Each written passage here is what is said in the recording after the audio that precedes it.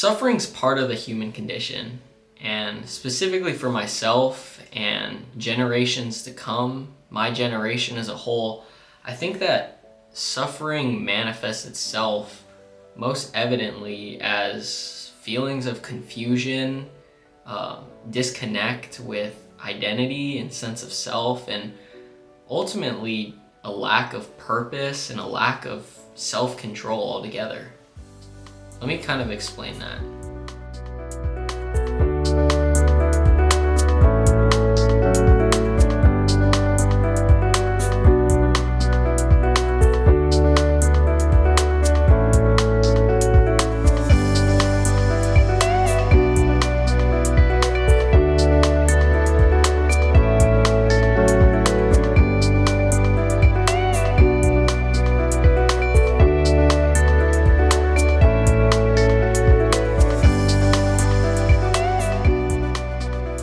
What is up, YouTube? It is Tim NitaPHan, and I want to start this video off by kind of sharing a story to give you guys context on what I had to say just now, because it does stem from a personal experience, specifically during my time in college. It felt like I was always kind of going through a state of confusion and a lack of understanding with where my life was headed, and that constant reassurance that you don't have to have life all figured out, which is true to an extent, but can also be harmful in making you think that you are not in control of figuring out what you want to accomplish in life and what you want your life to be.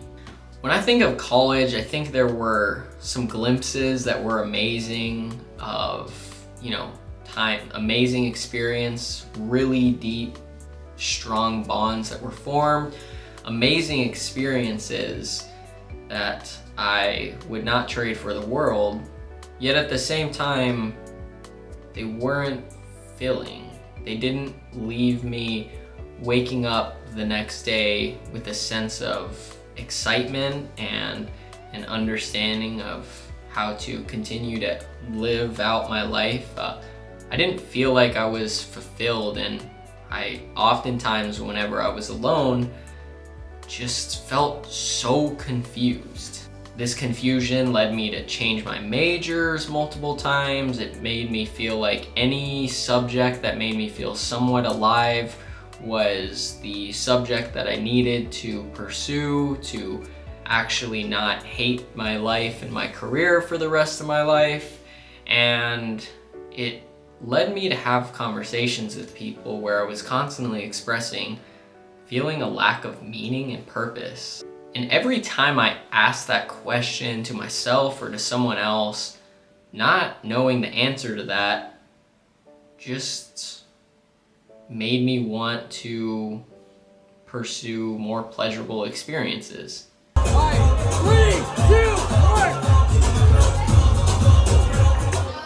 And yet every now and then, there were glimpses of my life during my college experience where I felt like I was becoming more in touch with the highest version of myself. I think the first thing was when my friends and I decided we wanted to try doing 75 hard, and so we spent a lot of time working out together, reading books that were about self-improvement, and ultimately trying to develop and grow as people. And even though that one only lasted like 15 to 20 days, it showed me a glimpse into what I wanted my life to look like.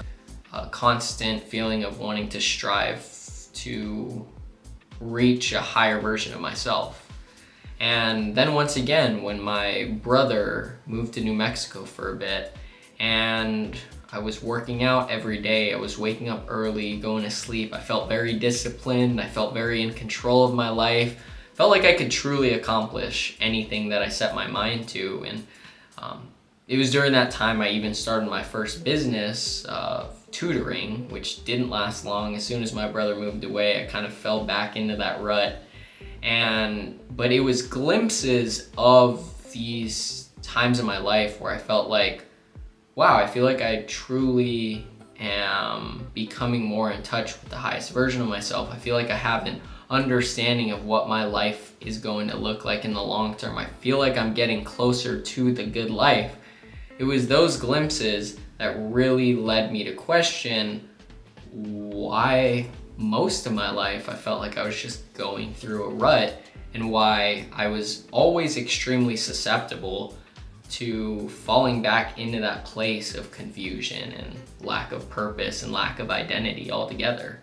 So the purpose of this video is to tell you that you are not crazy, you are not broken for feeling this way, for feeling lost and confused and lacking purpose. Ultimately, you're just a product of society's conditioning to constantly grab your attention and lead you in every which way and try to tell you that you're something that you're not. It actually gives me hope in understanding that we've been programmed to feel this way because our dopamine systems have been hijacked. Everyone talks about using dopamine and getting dopamine spikes from anything pleasurable, which is true. Yet at the same time, what a lot of people don't understand is that you need dopamine in order to think clearly, to think rationally, to experience meaningful behaviors. And by understanding how your dopamine works, you can actually better understand what meaning looks like for you, and ultimately what the good life is for you. So let's break that down. Fundamentally, what is dopamine? So dopamine is a signaling molecule, and it performs its signaling duties as a neurotransmitter or a neuromodulator, which I'll explain later. But essentially, as a signaling molecule, it's just used by your brain to communicate with different parts of your brain and activate specific parts of your brain to elicit behaviors. That's all signaling molecules do. They're just molecules that are sent to specific areas of the brain to increase activation or to inhibit parts of that brain. So dopamine originates in the part of your brain called the midbrain, and it specifically originates in two different parts of the midbrain, the first one being the substantia nigra and the second one being the ventral tegmental area. And these different parts of the midbrain use dopamine for different purposes. The substantia nigra uses dopamine for movement and for motor abilities like moving, and that is why when people have Parkinson's and can't control their movement, it means that they have damaged neurons in their substantia nigra. Movement is super important, but it's not going to be the focus of this video because I really want to dive into how dopamine is used by the ventral tegmental area, or the VTA. So the ventral tegmental area uses dopamine in two different pathways to reach two specific parts of your brain. The first pathway that your ventral tegmental area, VTA neurons, go to is the nucleus accumbens. The second pathway that your ventral tegmental area stems to is your prefrontal cortex, right? So it uses the mesocortical pathway to stem to your prefrontal cortex. So just so we're clear, you have the ventral tegmental area. The mesolimbic pathway sends dopamine to the nucleus accumbens to activate, and the mesocortical pathway sends dopamine to the prefrontal cortex to activate the prefrontal cortex duties. And the main difference between the nucleus accumbens and the prefrontal cortex is signified between the difference between confusion and clarity, the difference between feeling content and craving, and feeling self-control versus feeling impulsive.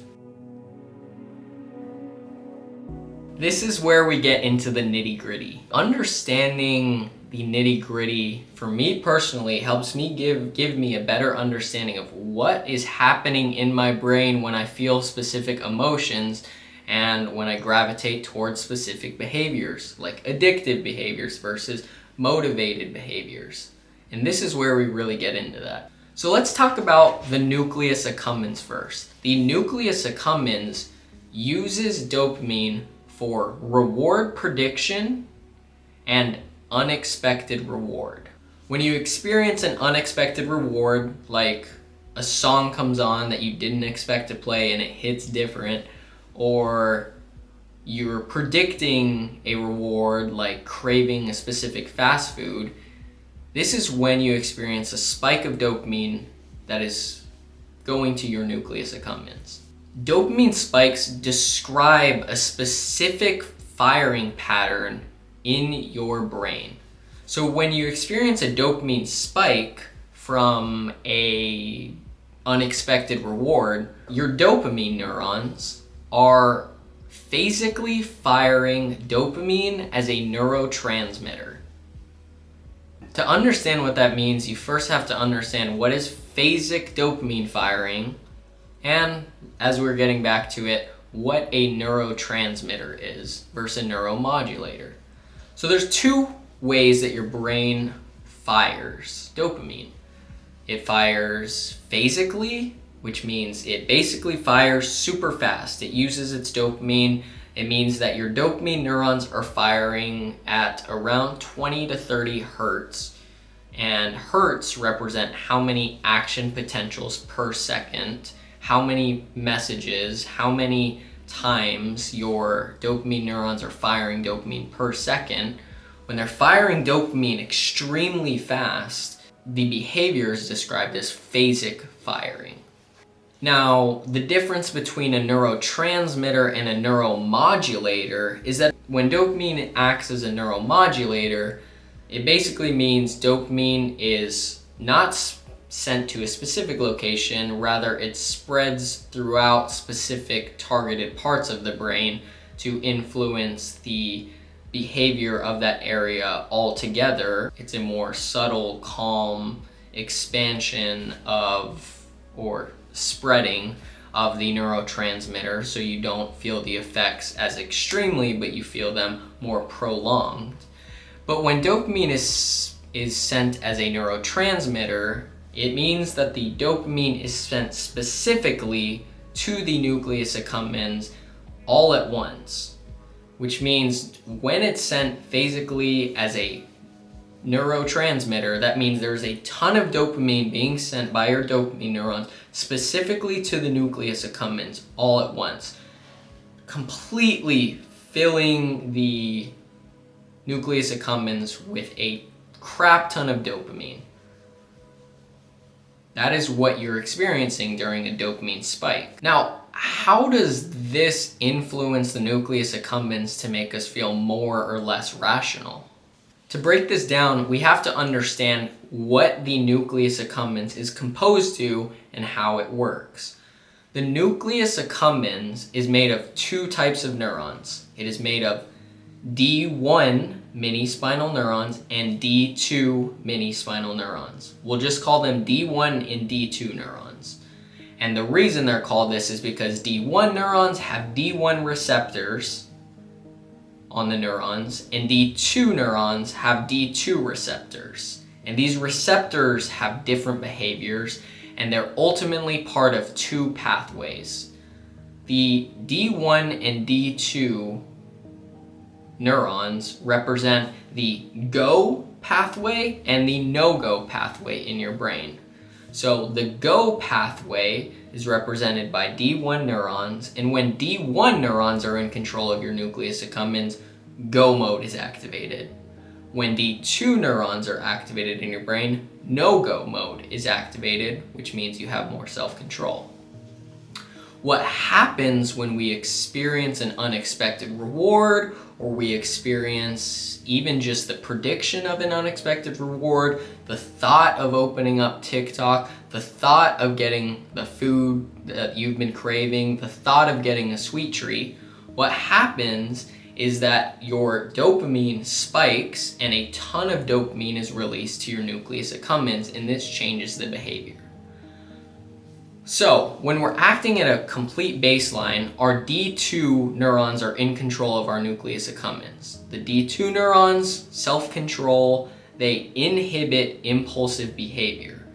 And the reason that they are in control is because D2 neurons have an extremely high affinity for dopamine, which means very little dopamine has to be present for D2 neurons to be in control. That means usually when we're not experiencing dopamine spikes, we have more self-control and our D2 is in control of our nucleus accumbens. But when we experience a reward or an uncertain reward or even just the thought of a reward and a ton of dopamine spikes and is sent into the nucleus accumbens, now our D2 neurons, which have a very low affinity for dopamine, which means a lot of dopamine needs to be in their presence for them to be in control, well, now you have a ton of dopamine in its presence, which means then the D1 neurons take control of the nucleus accumbens, and what they do is they inhibit D2 behavior, which means basically they turn your mind into go mode. Go get that reward, go get that sweet treat, go open up TikTok, go binge that movie, do whatever. Go get that reward. And so that's why it feels like sometimes when you have extreme cravings, you don't feel in control of yourself because you're literally not. Your D1 pathway, your go pathway is active. And that's what causes impulsivity when you experience an unexpected reward or even just the thought of a reward. The biggest problem with the activation of the D1 pathway is that it constantly requires more and more dopamine, which means your brain stays in a state of phasic firing, and it's a self-fulfilling cycle. And the reason it's self-fulfilling is because after experiencing that reward, your brain's physiological response to an overstimulation of dopamine and a ton of dopamine in your nucleus accumbens and that's in your mesolimbic system, the physiological response is downregulation. And physiologically, what that means is that your brain receptors, your dopamine receptors, start saying, there's too much dopamine in our system. We need to regulate this. We need to make our receptors less sensitive to dopamine. And what inherently happens is that your baseline dopamine levels drop even lower than they were before. It leaves you wanting more, it leaves you feeling unsatisfied, and it leaves you feeling unmotivated. It's that same reason why after you have that sweet treat that you've been craving, after the fact, you don't feel very good. You don't mentally, you're like, that wasn't as good as I thought it was going to be. When you're gambling, you still want more even when you've won money and when you're up money, because your baseline dopamine is lower than it was before. Thus, you feel actually less satisfied after winning that money. What does that cause you to do? It causes you to double down on that behavior. And it is that exact reason why after you make one bad decision, you continue to make bad decisions again until you reach an overall feeling of horrible lows. That low that you never want to experience again. That low after I gambled away $600 at the casino and I just felt absolutely shitty afterwards, even though I was up like 100 to start with.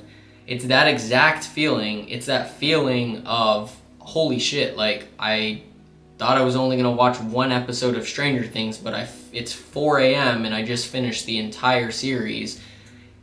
It is that exact feeling, one bad decision leading to the next, until you eventually get to a place where you just feel completely empty inside.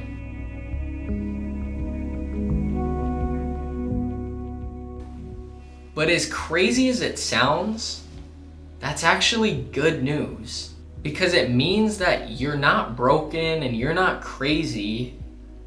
You're just a product of extreme forces of impulsivity that you biologically couldn't control.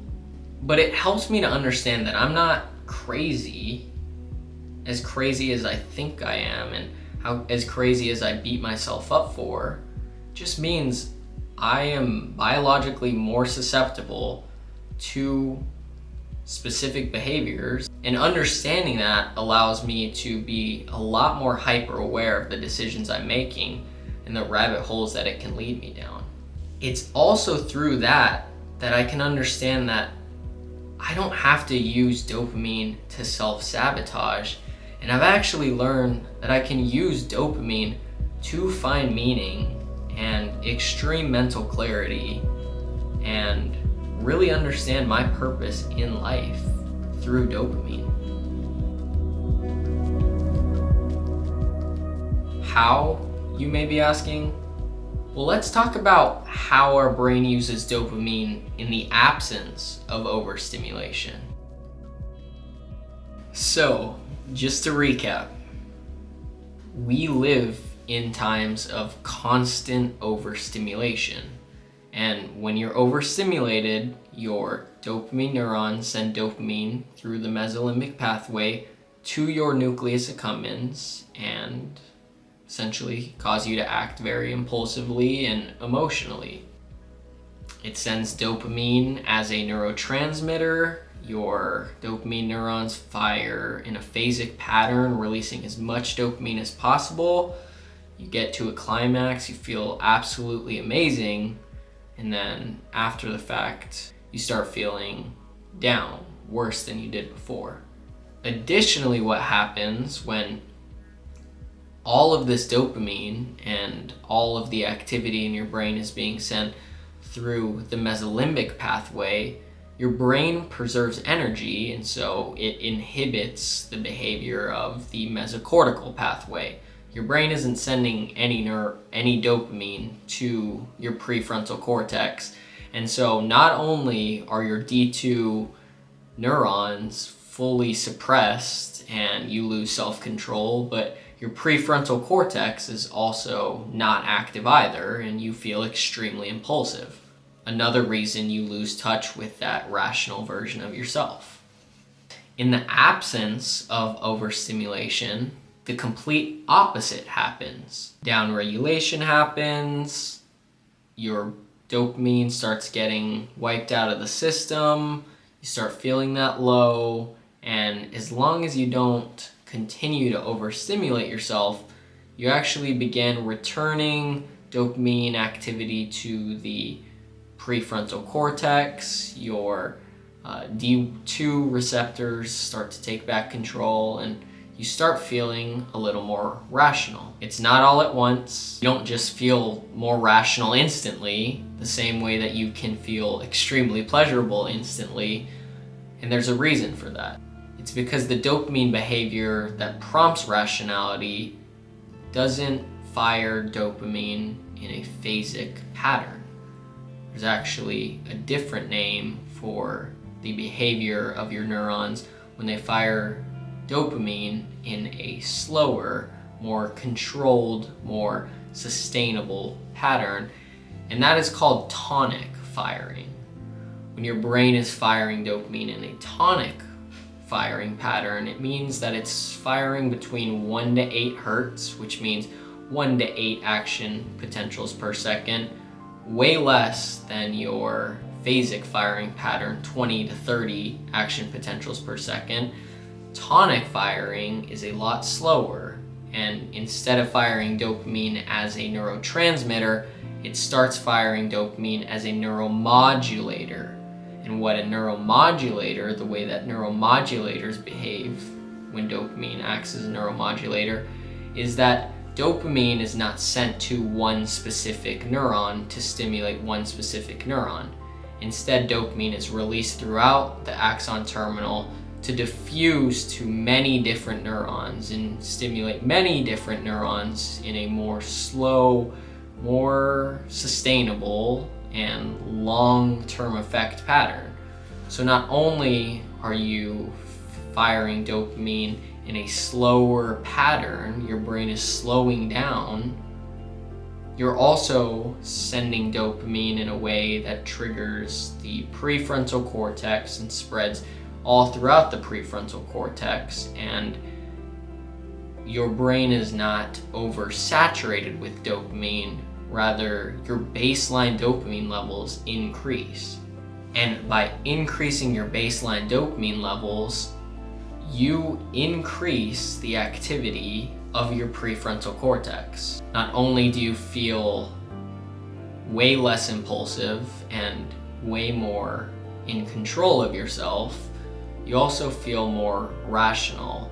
And the prefrontal cortex is the CEO of your brain. It's the one that is super important in understanding your meaning and your purpose and having clarity with exactly how to execute and fulfill the life that you were meant to live.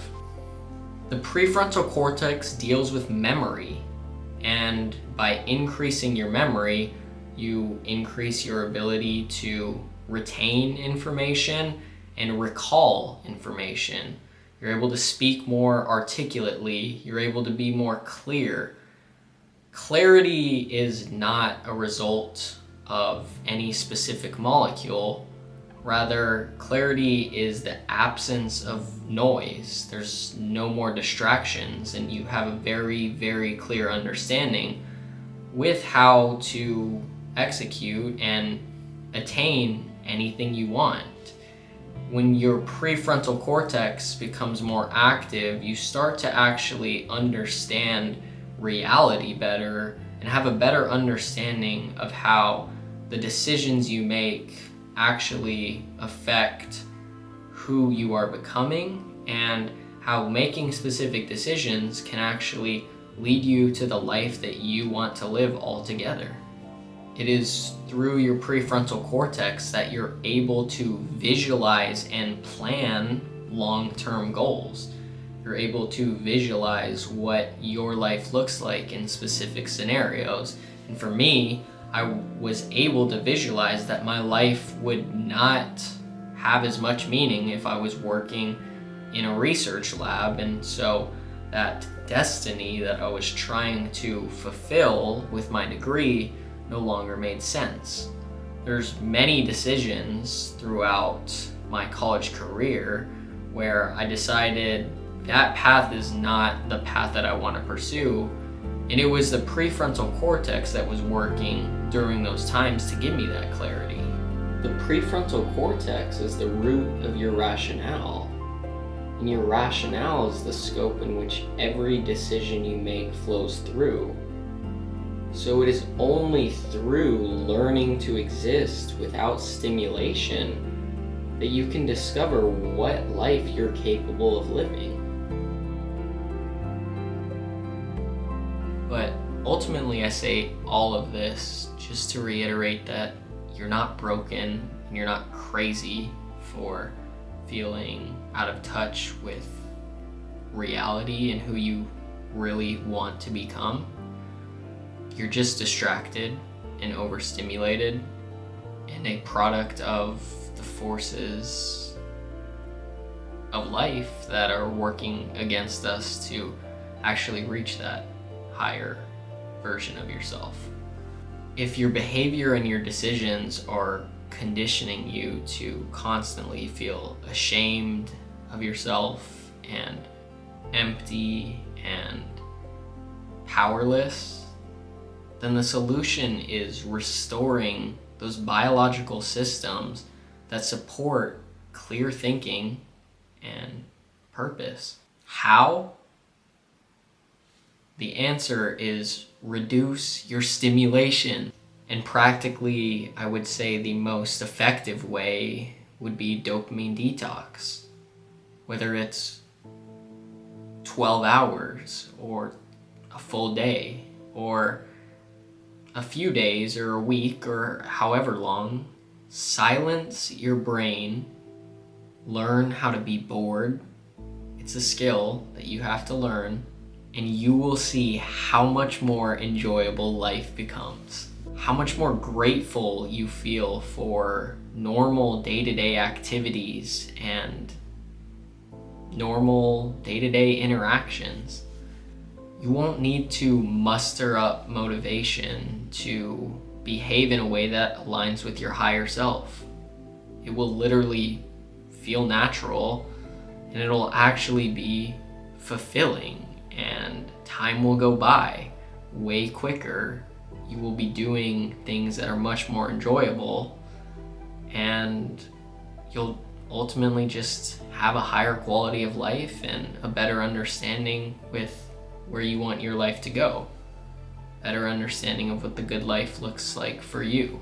And if for whatever reason a dopamine detox isn't as practical, then I would highly at least recommend a more simple version of just going on a walk every day or multiple times a day, at least 15 minutes with no phone, no distractions, just being able to sit with your thoughts. There's one quote in particular that has really stuck out to me during this time of my own experience detoxing from dopamine, and it comes from a French philosopher named Blaise Pascal, but goes something along the lines of, all of man's problems stem from his inability to sit in a room alone by himself.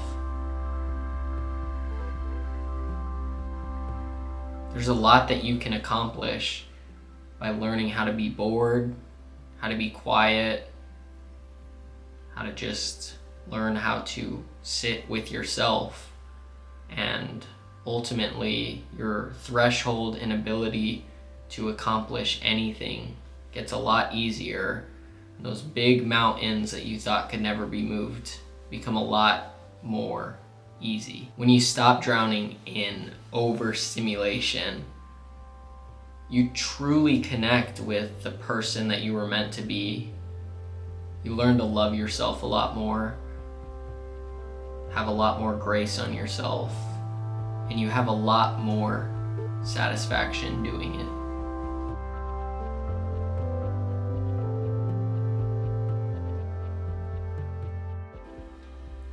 But yeah, that concludes my video on dopamine. I hope you guys learned something that you didn't before. I think it's fascinating to understand how dopamine isn't good or bad. We just use it in certain ways that can be good or bad. And you get to determine what is good and what is bad using your own rationale. So it's all up to your discretion, but I know it was extremely interesting for me to go through this process and better understand how my mind works and why it works the way it does, because definitely helps me plan to make decisions that align better with where I want to go in life, and also have a lot more grace when I fall off. And so anyways, if you guys enjoyed this video and made it this far, all I would ask is that you would hit that subscribe button, because it'll help pump this video out to other people who can also possibly benefit from it as well. So that concludes this one. Appreciate you guys for tuning in. See you in the next one.